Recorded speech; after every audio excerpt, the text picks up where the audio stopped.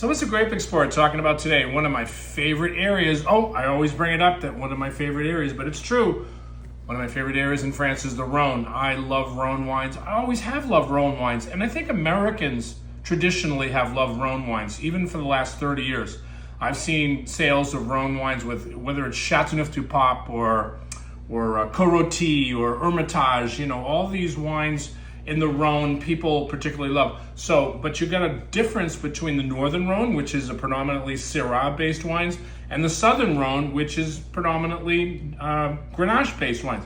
So we're going to talk about one of those wines that that is fascinating because a lot of people don't get a chance to see these types of wines. And this is right here, Domaine, and this is how you read the label, Domaine de Cabasse, and this is from the village of Sablet, and this is actually a Côte de Rhône village, and you can see the beautiful embossed bottle here. You can see right there, clearly states where this wine is coming from, and they're very proud of the tradition of this area in Sablet, but it's one of the smallest of the Côte de Rhône villages, so it's about 345 hectares, but we want to explain a little bit, if you're not familiar with this area, we brought up our big map here, and it's actually an area of Vaucluse, and you can see Vaucluse is quite an area because it encompasses also the area of Chateauneuf-du-Pape and Côte de Rhône and Gigondas, and we're right in this area right here, but look what they say here. They call it Mediterranean because of its proximity to Provence.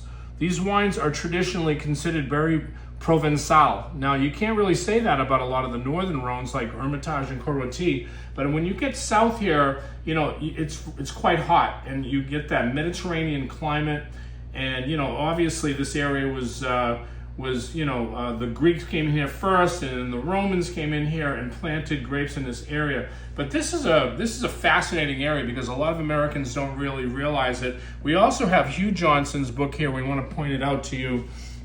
If you can see that when we talk about this area in this proximity to Gigondas, which is a very important region. So if you look on here and you see Gigondas, you're just looking up here a little bit in Sablet, if you can see, little village right there, but it's very small. And the wines were recognized as an AOC since 1974, located at the foot of the Dentelle de Montmirail, which is the large mountain range there, and it's beautiful, but Sablet is one of 20 locations to add their name to Côte de Rhône. So a lot of people don't know these wines, but that's good. You know why? Because it's a value. This wine is well under 25, could be nestling under $20 a bottle. And again, the blend here is mostly Grenache, but they do the traditional blend of Sablet is Grenache, and you have Syrah, and they also they could do Mourvèdre or Carignan. So they choose on this bottling to do the a Carignan. So it's quite a unique wine. If you want to zoom in on the label here, you know, and we can. This is how you read it. It's called Les Deux Angers, 2023 Côte de Rhône. Village is Sablet, and you can see the producer here.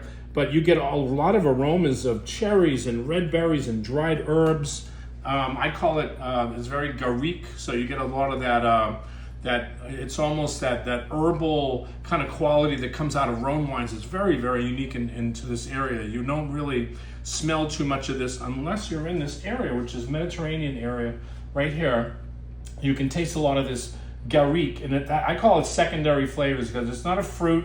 It's basically an herb or a bush that grows there, and what it does, it gets into the soil composition, so the vines kind of marriage with this type of bush, which creates this lift on this wine, and it's got that what we call those subtle herbs de Provence notes that's so fascinating in these wines. I mean, think about herbs de Provence. If you ever put your nose into herbs de Provence, like the dried ones in a jar, you'll get exactly that out of this, like olive tapenade. You know, you can get a lot of olive out of this kind of wine too. But beautiful, beautiful nose. Let's taste the wine.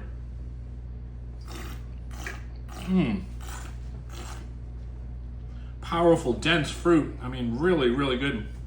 But subtlety, you do get that mineral tone. So I always tell you that I always look for wines that have that back note of kind of the terroir, and I can taste that mineral note in the back. But yeah, this is a beautiful wine. We want to give a shout out to Pascal.